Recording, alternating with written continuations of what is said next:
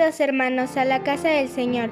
El día de hoy estamos alegres porque recordamos la entrada de nuestro Señor Jesucristo a Jerusalén. Preparemos nuestros corazones para este culto. Bienvenidos.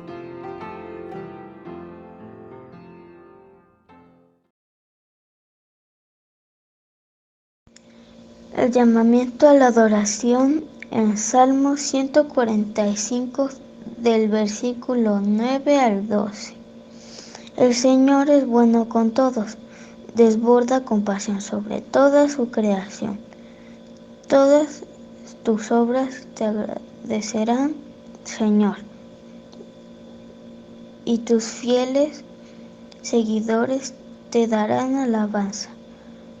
Hablarán de la gloria de tu reino, darán ejemplos de tu poder, contarán de tus obras poderosas y de la majestad y la gloria de tu reinado.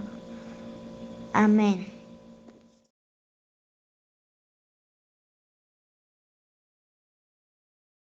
Porque no hay diferencia entre judío y griego, pues el mismo que es Señor de todos, es rico para con todos los que le invocan. Porque todo aquel que invocar el nombre del Señor será salvo. Romanos 10, 2-13.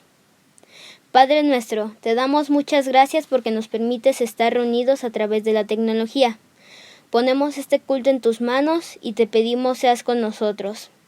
Es nuestro deseo alabarte con todo nuestro corazón y aprender de tu palabra. Te damos gracias y te hacemos esta petición en el nombre de tu Hijo, nuestro Señor Jesucristo. Amén.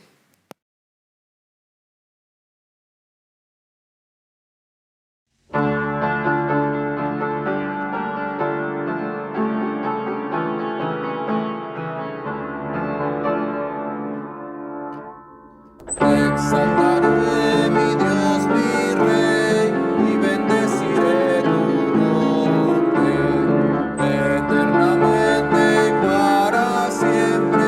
Cada día te bendeciré y alabaré tu nombre eternamente y para siempre. Grande es Jehová, digno de suprema alabanza.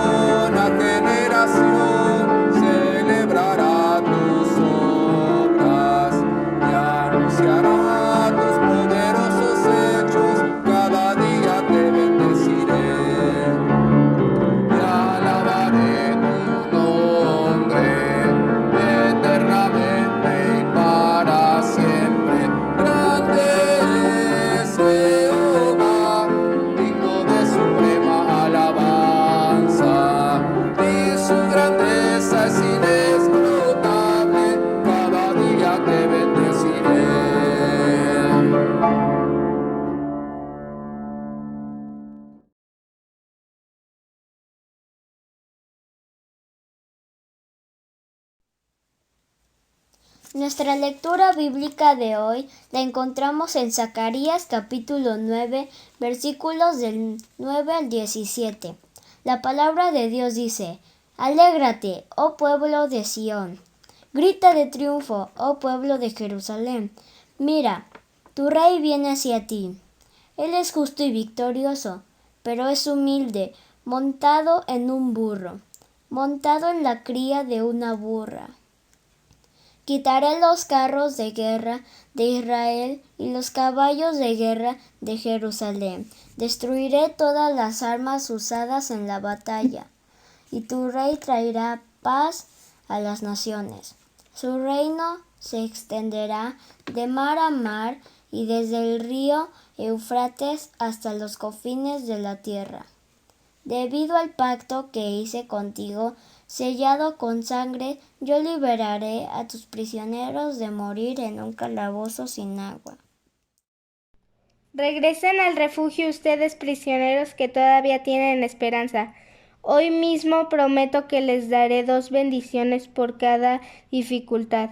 Judá es mi arco e Israel mi flecha. Jerusalén es mi espada y como un guerrero le blandiré contra los griegos. El Señor aparecerá sobre su pueblo y sus flechas volarán como rayos. El Señor soberano hará sonar el cuerno de carnero y atacará como un torbellino desde el desierto del sur. El Señor de los ejércitos celestiales protegerá a su pueblo, quien derrotará a sus enemigos lanzándoles grandes piedras. Gritarán en la batalla como si estuvieran borrachos con vino. Se llenarán de sangre como si fueran un tazón, empapados con sangre como las esquinas del altar. En aquel día el Señor su Dios rescatará a su pueblo, así como un pastor rescata a sus ovejas. Brillarán en la tierra del Señor como joyas en una corona. Qué espléndidos y hermosos serán. Los jóvenes florecerán con la abundancia de grano y las jóvenes con el vino nuevo. Amén.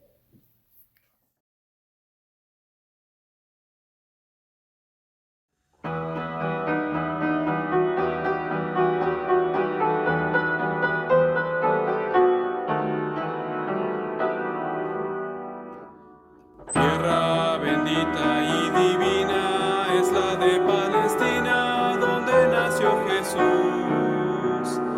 Eres de las naciones cumbre, bañado por la lumbre que derramó su luz.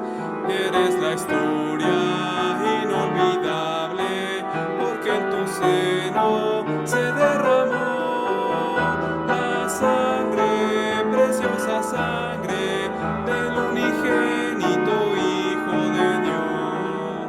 La sangre, preciosa sangre del unigénito Hijo de Dios. Cuenta la historia del pasado, que en tu seno sagrado vivió el Salvador.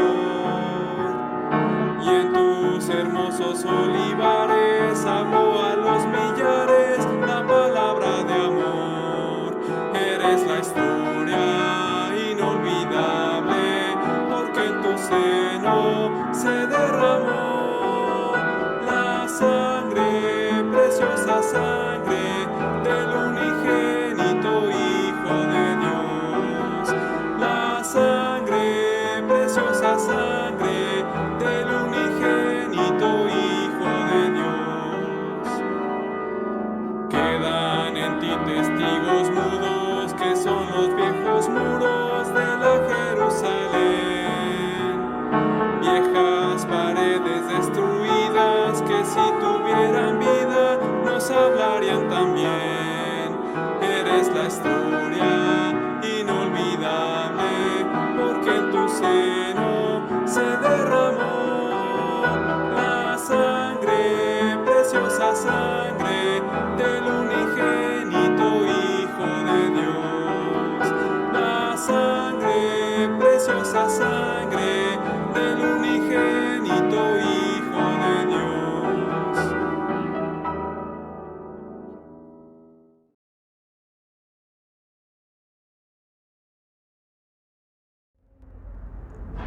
La palabra de Dios dice: y los que iban delante y los que venían detrás daban voces, diciendo: Hosana, bendito el que viene en el nombre del Señor, bendito el reino de nuestro Padre David, que viene, Hosana en las alturas. Amén.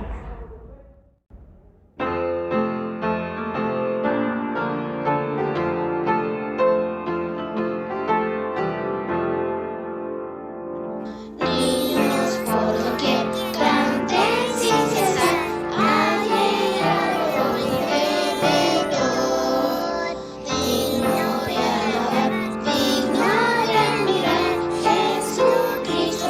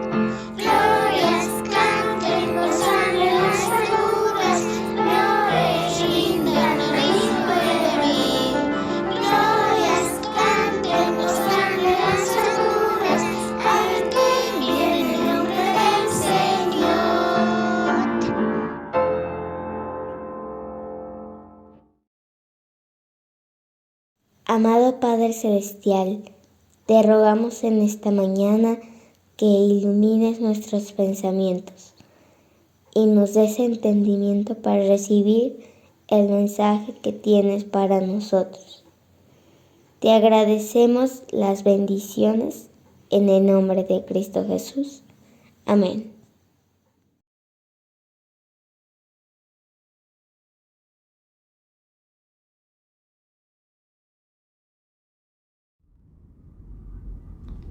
Recuerdo que hace un par de años, unos familiares que no comparten nuestra fe nos hicieron una pregunta muy interesante. Fue justamente por estas épocas. Y nos preguntaban, ¿por qué es tan importante Semana Santa para ustedes? Sin pensarlo casi, mi respuesta fue, porque es la fecha en la que conmemoramos el cumplimiento de la promesa de Dios. Después de esto siguió otra pregunta. ¿Y esto es razón suficiente para celebrar esta fecha? El día de hoy vamos a reflexionar sobre la respuesta a esta pregunta. Vamos a meditar sobre la lectura bíblica que acabamos de hacer en Zacarías 9, del 9 al 17. La lectura empieza con una invitación de parte de Zacarías. Dice: Alégrate, oh pueblo de Sión, grita de triunfo, oh pueblo de Jerusalén. Mira, tu rey viene hacia ti, él es justo y victorioso, pero es humilde, montado en un burro, montado en la cría de una burra. Zacarías 9:9. Aquí el profeta nos hace una invitación. Y nos hace una invitación para estar alegres. Pero no solamente es una alegría común, como pues estar alegres por cualquier circunstancia o situación que nos pasa. Aquí nos dice que es una alegría todavía más grande. Incluso nos invita a gritar de triunfo. Esta es la invitación, grita de triunfo. Recuerdo, hace muchos años estábamos en la Ciudad de México, un amigo y yo, éramos muy jóvenes, y estábamos celebrando el campeonato de cierto equipo de fútbol, que no voy a mencionar para no tener conflictos, y estábamos en el Ángel de la Independencia, y la verdad es que este equipo de fútbol era el equipo favorito de mi amigo, y yo pues no tenía una predilección por ese equipo. Sin embargo, la alegría de todos, los gritos, la euforia fue de tal grado que pues me contagió, y al cabo de un rato yo estaba gritando y echando porras al unísono con todos ellos, con mi amigo y con todos los que estaban ahí. Este es más o menos lo que dice, o para poner un ejemplo un poquito más simple de esta expresión que usa Zacarías en Zacarías 9:9. Grita de triunfo, alégrate, expresa toda esta alegría, desbórdate de alegría. Esto es lo que quiere decir. Es una invitación a no solamente ponerte contento, sino a desbordarte de alegría. Pero la pregunta sería, ¿por qué? ¿Por qué tendríamos que estar tan contentos? Y el mismo versículo no lo contesta. Y dice, bueno, porque tu rey viene hacia ti. Tu rey viene hacia ti. Entonces, es una invitación y es una promesa.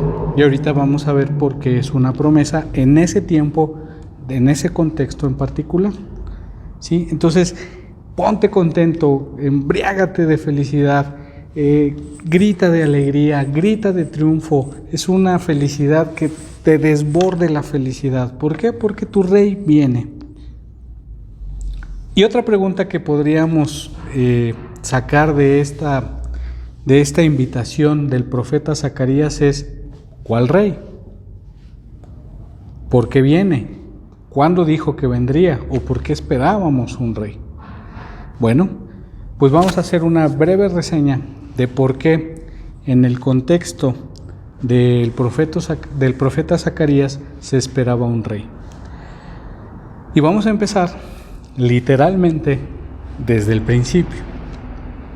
Recordemos que en el principio Dios creó absolutamente todo lo que existe, todo lo que existe. Junto con ellos, junto con toda la creación, puso su corona de la creación, que era el hombre. A varón y hembra los creó, y los hizo perfectos y los puso a señorear sobre su reino. Y vamos a empezar a hablar sobre el reino. El propósito de Dios en la creación es establecer su reino y que de ese punto en particular su reino se extendiera a través de sus misioneros o sus virreyes, ¿sí? Que eran el hombre que había puesto en ese jardín de Edén, que era el reino de ese Dios. Se tenía el propósito que le había dado a esa su creación o a ese pináculo de su creación, que era Adán y Eva, era extender esa hermosura, extender esa maravilla, extender por todo el mundo lo que significaba el reino de Dios. Sin embargo, hubo algo que vino a cambiarlo todo. Por ahí en el relato bíblico encontramos Génesis 3, cómo viene una serpiente.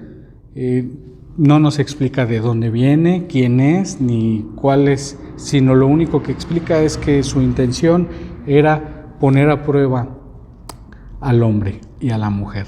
Y les miente y les dice que si toman de un árbol que Dios había prohibido no tomar, no comer, no quiere decir que ellos iban a morir, sino que iban a ser iguales a Dios. El hombre, creyendo esta mentira, queriendo ser igual a Dios, come de este fruto. Cabe mencionar que Dios había prohibido, era la única regla que había puesto para este reino y para estos virreyes que él había puesto en este jardín, en este reino. No comas de este fruto, todo lo que tú ves lo puedes comer, menos no comas de este árbol, porque si comes de ese árbol vas a morir. El hombre, tentado con ser igual a Dios, rebelde, ¿sí? No hace caso, come de ese fruto y se tiene que atener a las consecuencias. La consecuencia es la muerte, pero no es la muerte física como la conocemos. La consecuencia de haber desobedecido, la consecuencia de haberse ensoberbecido y de haber querido ser igual que Dios fue la muerte eterna, o lo que conocemos como la muerte eterna. La muerte eterna, en un resumen muy breve, significa vivir eternamente alejados de Dios. La muerte eterna es vivir eternamente alejados de Dios. Entonces, como Dios es un Dios justo, Él emite su juicio y dice, por cuanto tú hiciste lo que era incorrecto, vas a tener que asumir la consecuencia. La consecuencia es, primero, que este reino establecido para que tú lo engrandecieras y para que tú lo expandieras, va a estar alejado de ti. Ya no vas a tener acceso a este reino. Y dentro de muchas otras consecuencias, vas a vivir en esta tierra que ya va a estar bajo maldición por causa de tu pecado. Sin embargo, en esta historia, Génesis 3:15, viene la primera promesa evangélica. Dios es justo, Dios hace justicia, Dios da la consecuencia que había sido prometida al hombre por haberse ensoberbecido, por haber querido ser igual a Dios, por no tener a Dios en lo que Dios quería para él en cuenta, pero también se muestra como un Dios misericordioso, como un Dios piadoso, como un Dios que se preocupa por su creación y en particular por el pináculo de su creación, que es el hombre. Entonces Dios hace una promesa y dice que de un heredero de Adán y Eva, de la simiente de Eva, un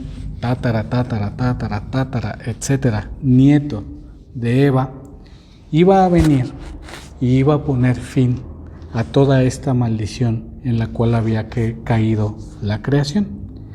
A esta promesa que encontramos en Génesis 3:15 la conocemos como el protoevangelio. A lo largo de todo el relato bíblico, principalmente, encontramos varios personajes con los cuales Dios hace un pacto. Vemos cómo Dios hace un pacto para preservar a la especie humana con Noé, hace un pacto para hacer una nación de la cual se van a bendecir todas las naciones del mundo con Abraham, el mismo pacto con Isaac, luego con Jacob, luego con Israel. ¿Qué significa pacto? Es una promesa que Dios da y Dios se pone en prenda para cumplimiento de esa promesa. Dios dice: yo te prometo que voy a preservar a la raza humana. Yo prometo que va a llegar un momento en el que la simiente de Abraham, de la simiente de Abraham, vendrá quien va a bendecir a todo el mundo.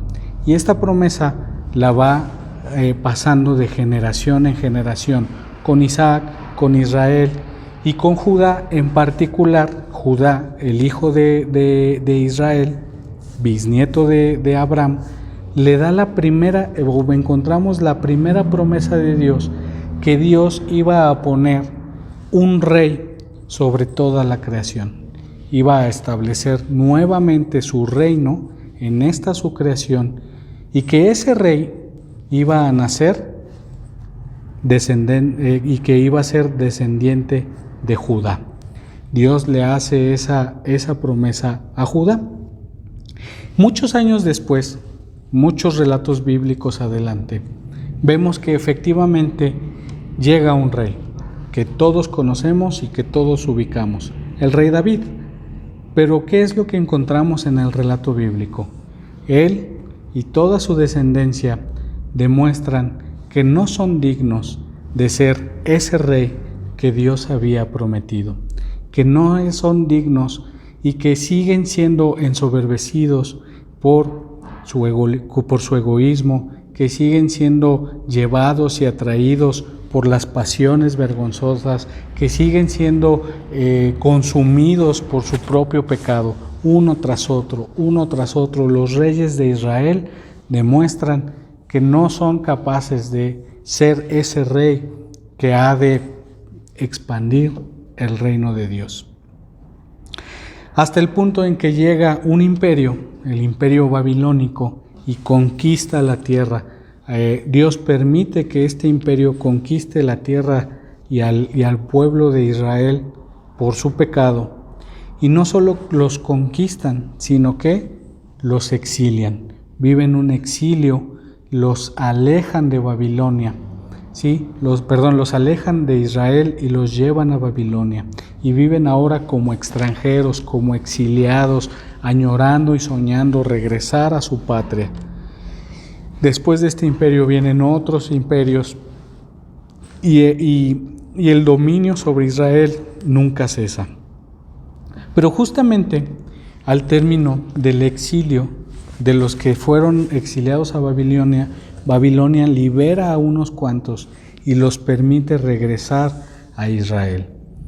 Y entonces estamos en este contexto en el que Zacarías escribe: cuando estos exiliados regresan a Israel, comienzan a reconstruir la ciudad, comienzan a reconstruir el templo, y ya estando reconstruida la ciudad y reconstruido el templo, originalmente se les había dicho, también a través de un profeta, que 70 años iban a pasar para que llegara el rey, el nuevo soberano. Sin embargo, el tiempo pasaba y este soberano no llegaba. El pueblo se empezaba a desesperar, el pueblo empezaba a olvidarse de esas promesas, el pueblo empezaba a desesperar, a decir, bueno, pues no iba a llegar este rey no nos habían prometido que el reino de Dios por fin iba a llegar y que nos iba a liberar de todos estos abusos y de la esclavitud en la que nosotros vivimos. Entonces esa era la vida y la tensión que vivía el pueblo de Israel cuando llega el profeta Zacarías y hace este anuncio. Y les dice a todo Israel: alégrate, oh pueblo de Sión, alégrate, grita de triunfo, oh pueblo de Jerusalén. Mira, tu rey viene hacia ti, él es justo y victorioso, pero es humilde, montado en un burro, montado en una cría de una burra. Este es el mensaje que trae Zacarías.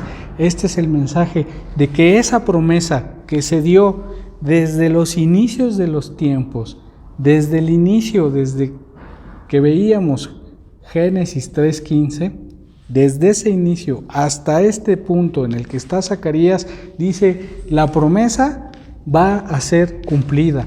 Estamos a nada de que esta promesa sea cumplida. ¿Qué tiene que ver toda esta historia bíblica, todo este relato bíblico con la Semana Santa? Bueno, pues es justamente el momento, la Semana Santa, lo que conmemoramos esta semana, es el momento crucial, como lo decíamos en un inicio, cuando Dios cumple su palabra. Si vemos en Zacarías 9, versículos 11 y 12, dice: debido al pacto que hice contigo, sellado con sangre, yo liberaré a tus prisioneros de morir en un calabozo sin agua. Regresen al refugio ustedes prisioneros, que todavía tienen esperanza. Hoy mismo prometo que les daré 2 bendiciones por cada dificultad. Si vemos aquí, el profeta Zacarías está haciendo referencia a ese pacto que se había hecho, que Dios había hecho desde los inicios de los tiempos. Y Dios en boca de Zacarías está diciendo: yo hice pacto contigo, yo no me olvido de mi palabra me tiene a mí mismo como prenda de que va a ser cumplida.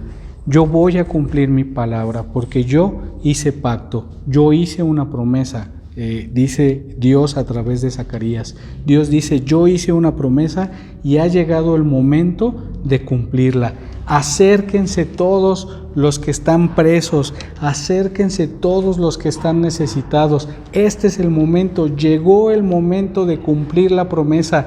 Vengan todos, vengan al cumplimiento de esta promesa. Todos los que todavía tienen esperanza. Esta promesa que yo hice desde los inicios se va a cumplir. Posteriormente vemos en Zacarías 9, 15 al 16.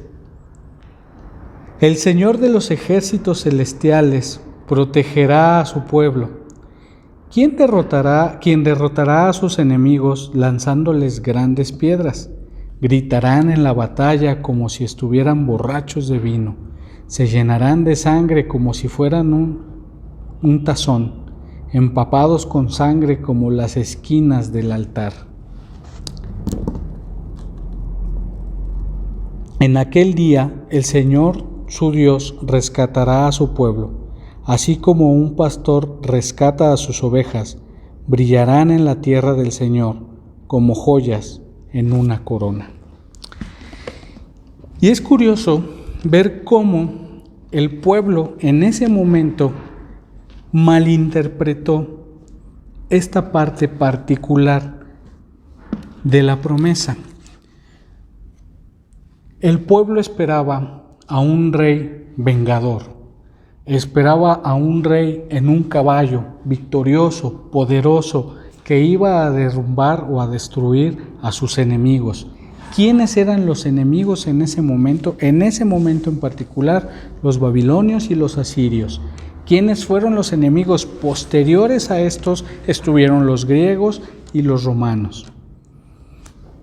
Ellos creían que este rey que iba a venir, que este rey con el cual se iba a cumplir la promesa de Dios, iba a venir con espada, iba a venir con fuerza, iba a derrotar a los imperios humanos para poderles dar libertad.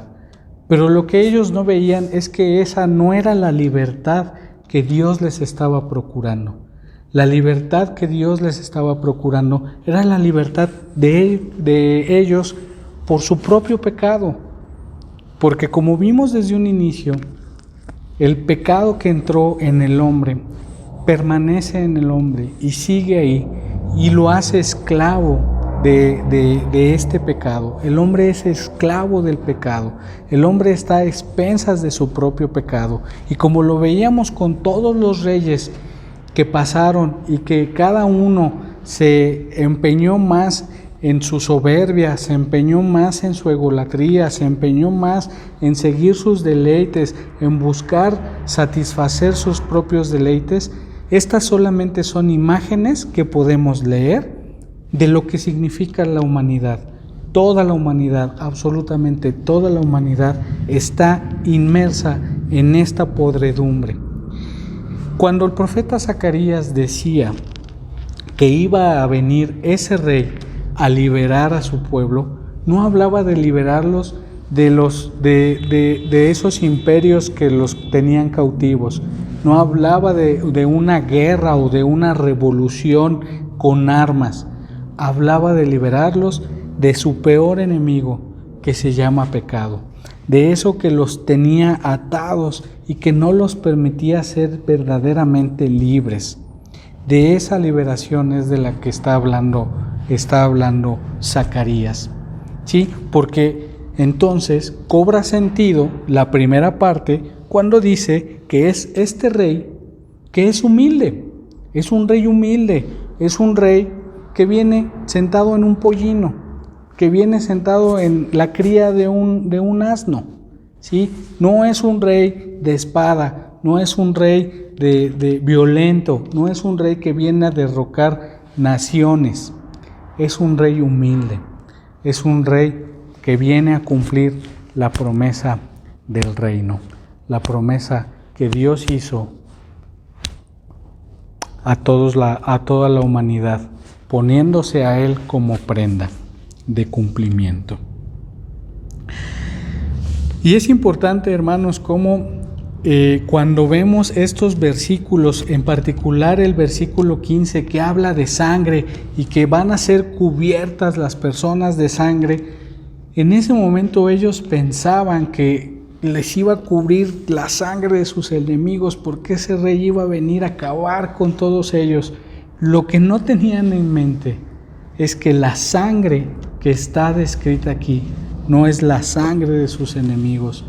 El profeta Zacarías habla que todos ellos iban a ser cubiertos por sangre, pero era la sangre del Redentor, era la sangre del Rey, no la sangre de los enemigos. Y este es el punto crucial de este Rey, porque este Rey prometido, y que ahora vemos el cumplimiento de este Rey prometido, no venía a derramar la sangre de sus enemigos, sino que al contrario, vino a demostrar cómo es el reino, el verdadero reino de Dios, en donde no viene a enseñar a ser mejor, a ser el mejor, a hacerlo más, a crecer más y más. Él vino a enseñar que el más grande dentro de su reino es el más pequeño, que el más importante dentro de su reino es el que sirve a todos los demás, que el que mayor impacto tiene dentro de su reino no es el que se siente más, sino el que se sabe menos. Ese es el Rey que vino. Tanto dijo esto que Él no solo lo dijo y lo enseñó, sino que lo puso por obra. Él no solo lo enseñó con palabras, sino que lo enseñó poniéndose Él mismo como ejemplo. Él que cuando fue entregado a sus enemigos tenían la intención, y Él lo sabía, de asesinarlo. Y Él, este rey, lo permitió. Este rey lo permitió. ¿Por qué? Porque vino a demostrar que el reino de Dios en esta tierra es un reino de contracultura. No es el mismo, no tiene las mismas bases, no tiene los mismos fundamentos que los reinos humanos. Aquí, el más pequeño es el más importante. Aquí, el que más sirve a sus semejantes es el mejor. Aquí no se trata de derrotar al enemigo, se trata de amar al enemigo. No se trata de impartir justicia, se trata de recibir justicia. Este rey vino a demostrar que el reino ya está aquí. El reino prometido, ese reino que nos fue prohibido al inicio, ya está disponible. Ya está disponible para todos, como dice el versículo número 12. Regresen al refugio, ustedes prisioneros que todavía tienen esperanza. El reino ya está disponible este reino. Esto es lo que viene a enseñar este rey. La promesa de Zacarías, la promesa de Dios en labios de Zacarías dice: en aquel día el Señor su Dios rescatará a su pueblo, así como un pastor rescata a sus ovejas. Brillarán en la tierra del Señor como joyas. Versículos 16 y 17. Qué espléndidos y hermosos serán.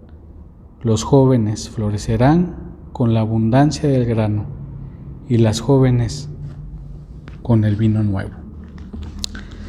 La promesa del reino, hermanos, no es una promesa que solamente haya sido cumplida en el momento de la venida del Señor Jesucristo.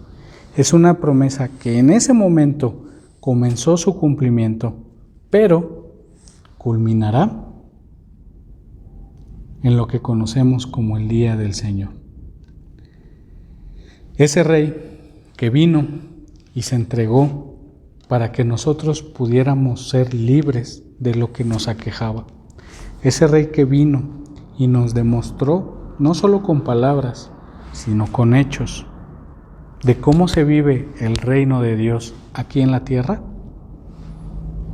Murió, pero no se quedó ahí, resucitó, subió al cielo, y hoy, hermanos, hoy ese rey reina, y esa es una gloria que nosotros tenemos por esperanza.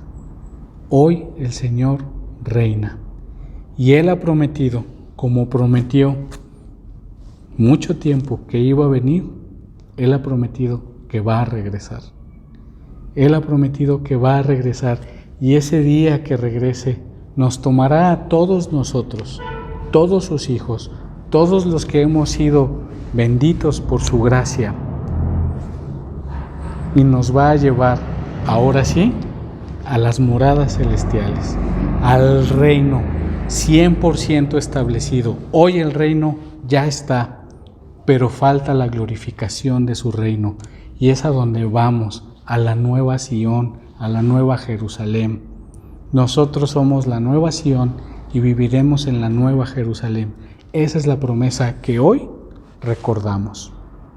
Hoy recordamos que ese rey hoy reina, y que así como prometió que iba a venir y cumplió, que vino por primera vez, prometió y va a cumplir que vendrá por segunda vez, y va a venir para llevarnos y llenarnos de gloria a nosotros.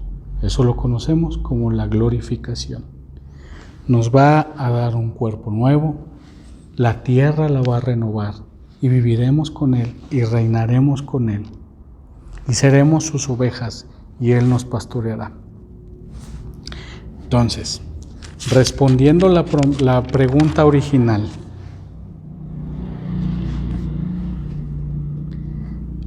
¿es razón suficiente, Semana Santa, es razón suficiente para celebrar? La respuesta es claro que sí, hermanos. Claro que sí, porque hoy en particular recordamos ese día cuando ese rey entró triunfante, diciendo que la promesa del reino se había cumplido. Recordamos eso que pasó, recordamos lo que Él tuvo que vivir para que nosotros tuviéramos vida eterna. Y no solo eso, lo más importante es que recordamos que así como vino, como prometió y cumplió su promesa que iba a venir, hoy esperamos en su promesa que ha de regresar.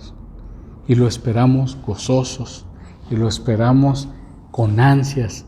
Y nuestra oración diaria es: ven, Señor Jesús, ven pronto.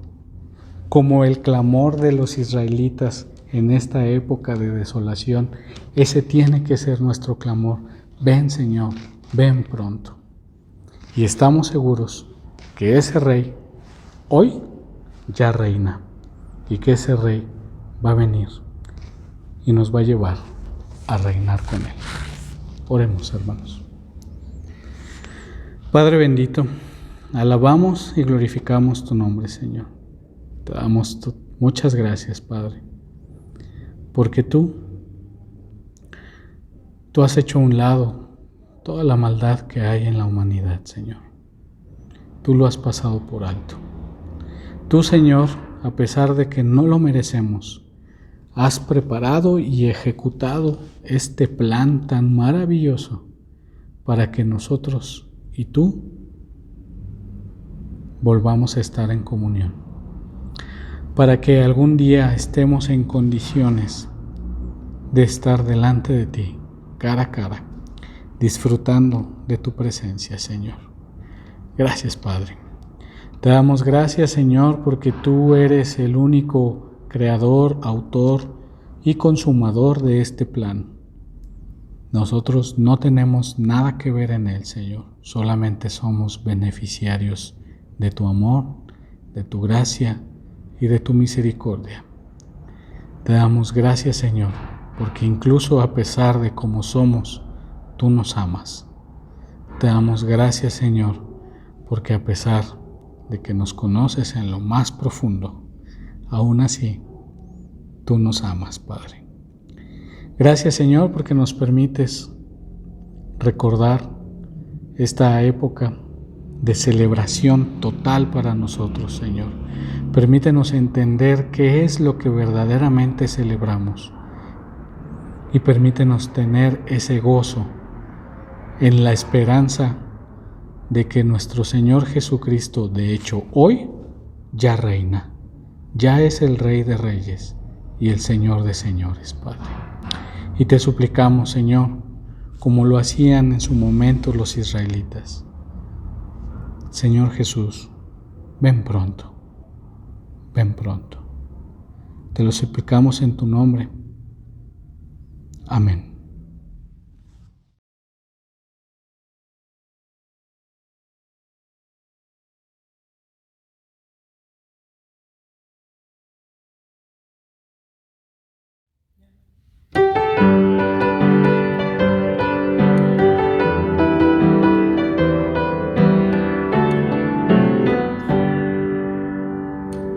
Tú hablaste, todo fue hecho, eres dueño del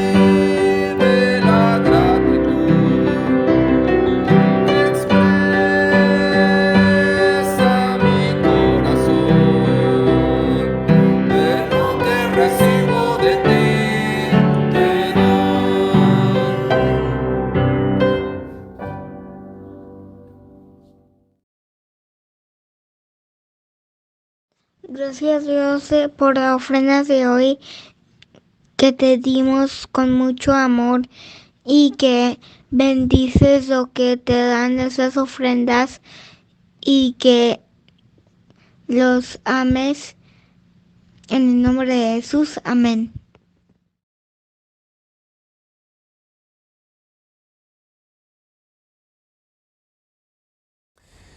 Y ahora, mis amados hermanos, que el amor de Dios Padre, la gracia de nuestro Señor Jesucristo y la comunión de su Santo Espíritu sea con todos ustedes y con sus familias desde ahora y hasta que el Señor vuelva glorioso por segunda vez a establecer su reino para siempre aquí en la tierra. Amén y amén.